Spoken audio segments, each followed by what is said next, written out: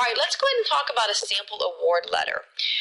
And basically what we're going to talk about is how to interpret your award letter whenever you receive it from the colleges or universities in which you've been accepted to. So at this particular school, the cost of attendance is $20,138. So basically the school's stating that the student needs $20,138 to pay for tuition, fees, books, rent, transportation, food, miscellaneous expenses, etc. Okay. The example that we're using is a family of 4 with a young man who's an incoming dependent freshman. The family makes $60,000 a year. They have $10,000 in savings, and they have no additional real estate outside of their primary residence. And the reason that I state that is because on the free application for federal student aid, you do not have to list your primary residence, but you do have to list any type of real estate outside of your primary residence. So this particular family, again, family of 4, one of the family members is entering college.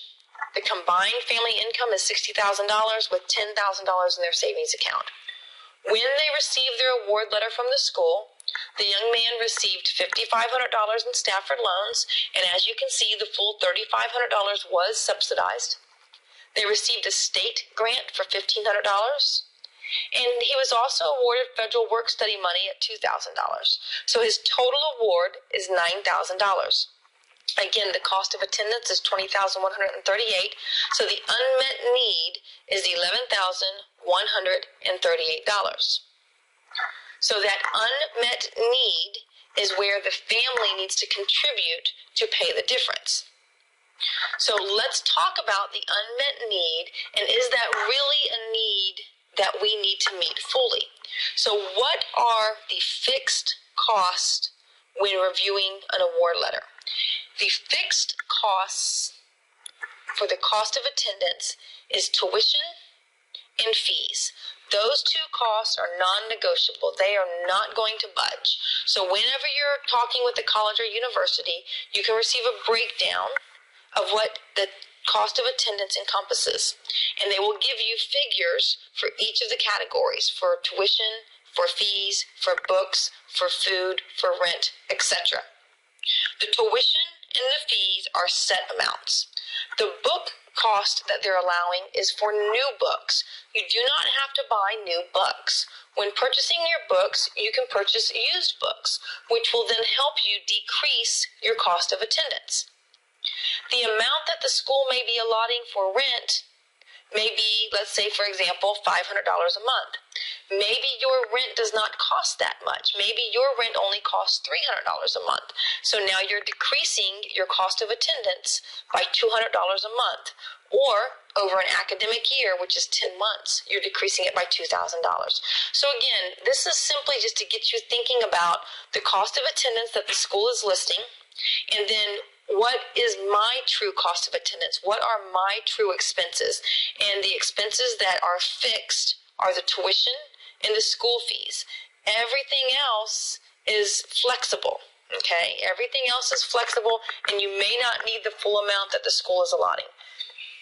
You can also consider what other type of income may be coming in during the academic year that will help go towards your cost of attendance, that will help you pay for those other expenses like rent, food, and transportation. Other income could include a job. Maybe the grandparents are sending $25 a month or $50 a month. If you are anticipating or you know every year for Christmas you receive a $500 check from Aunt Katie, that money can go towards your cost of attendance. We want to think about other income as well. And then finally, once we've worked through our entire budget and we know exactly what we need for our cost of attendance, if we still are unable to find it manageable, then we can appeal our award letter and see if there's something more the school can do to help us.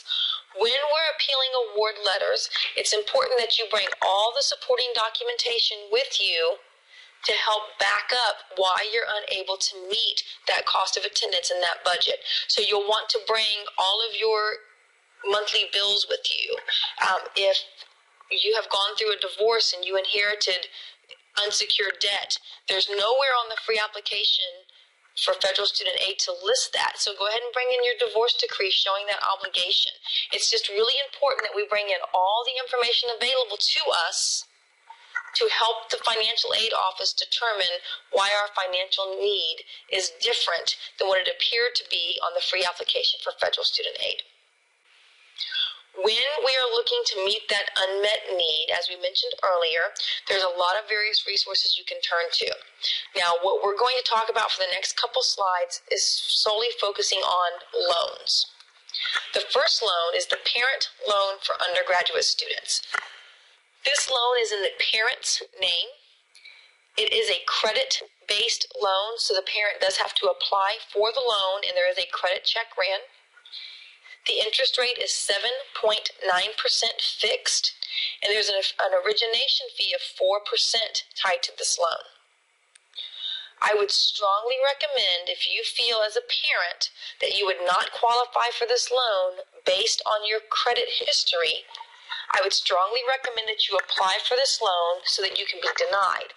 Once you're denied for a parent loan for undergraduate student, your undergraduate student is now eligible for the independent Stafford loan amount available versus the dependent Stafford loan amount available. So an incoming dependent freshman is eligible for $5,500 in Stafford loans.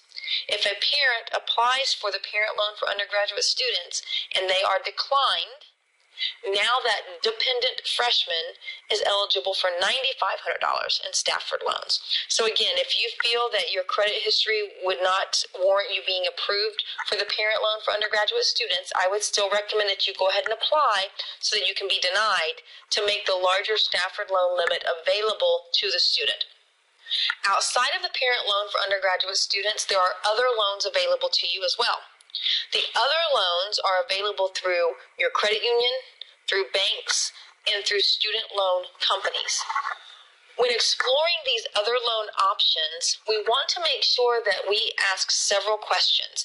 Now, when we're looking for a student loan, they operate a lot differently than other types of consumer loans that we may be used to. So let's go ahead and talk about the questions that you need to ask the lender before you actually take out a private student loan. The first thing to ask is what index is being used. Is it prime or LIBOR? And the reason this is important is because the loan will be priced off of an index, which is a percentage amount, and the prime percentage amount is typically higher by, on average, 3% than LIBOR. So it's important we know what index is being used. It's also important that we understand what is the spread or the margin being added to that loan. So if my loan is based off of prime plus 4, prime is currently at 3.25%, so that loan would be 7.25%. So what index is being used, and what's the amount that you're adding to that index? Then the next question should be, what is the floor rate? The floor rate means the rate will never go below that rate that's listed. So if I tell you my rate is prime plus 0, that sounds great because that means it's going to be a 3.25%. But then I tell you my floor is 12. That means the loan will never go below 12%. So it's important we do ask about the floor rate. Next is origination fee. Many private student loans have an origination fee tied to it. These origination fees can run from 0 to 10%. On average, they're about 3 to 5%. So if you're taking out a student loan for $10,000 and there's a 5% origination fee, you're actually only going to receive $9,500. So again, it's important that we understand how much of an origination fee is being charged so we can be sure to borrow the correct amount that we need for our budget to pay for our college. Also, what are the repayment terms? There are some loans out there where the repayment terms are as little as 7 years, and others where you have 35 years to pay it back. The reason this is important is because if you plan on borrowing every single year for the 4 years that you're young adults in school, and you borrow $10,000 a year, paying back $40,000 over a 7-year period versus paying back $40,000 over, let's say, a 20-year period is a much different monthly payment amount. So we need to make sure we understand what the terms are. borrower benefits. This is the what's in it for me's. Oftentimes, lenders will list borrower benefits available if you take out their lending product. Just make sure we understand what the borrower benefits are and what we have to do to qualify for that benefit. Co-borrower options. What are the co-borrower options? When taking out a private loan, the co-borrower can typically be anyone that meets the criteria that the lender has listed. It doesn't necessarily have to be a parent. It can be a parent, a grandparent, a neighbor, a friend. It just really doesn't matter as long as the co-borrower meets the requirements. Some lenders will price their loans based on the co-borrower's credit score. So if the student has more than one co-borrower available to them, I would recommend that you check with the lender and find out how they price their loans so that if one individual with a higher credit score is able to apply with the student so that you can get a lower interest rate, that would definitely be my recommendation. But this would be questions that you would want to ask the lender before actually applying for the loan. And then the final thing to consider are your payment options. Some lenders require that you make a monthly payment from the time the loan is dispersed. So it used to be that when you took out a student loan, you automatically knew that you did not have to make any payments while you were still in school. But times have changed. Many lenders now will require that you make what's called a good faith payment every single month while the young adult is still in school. So find out what those payment options are. If they don't require that you make payments and you can be in full deferment, is there a prepayment penalty should you decide to make payments while they're in school? So again, find out what your payment options are and make sure that you ask that question of all the lenders before you make your final lending decision. Here at the credit union, we do have a product available to you. You can borrow up to $75,000 for your undergrad career. We have no origination fee tied to our product, so regardless of the amount that you need to borrow, we're never going to take away from the amount that you're asking for. We have a 48-month cosigner release option on our loan, which means after 4 years of on-time scheduled payments, whoever the co-borrower is on the loan, they can now come off of the loan and it becomes the young adult's loan by themselves. You have up to 25 years to repay your loan. Our interest rates start at 6%. And we also have a graduated repayment option on our product. And what this means is that when you separate from the school and you go into repayment, for the first 2 years, you can have a lower payment. This is extremely useful if the young adult's going to be responsible for making the payment themselves, because this gives them an opportunity to get on their feet, get their career going, and have a lower loan payment.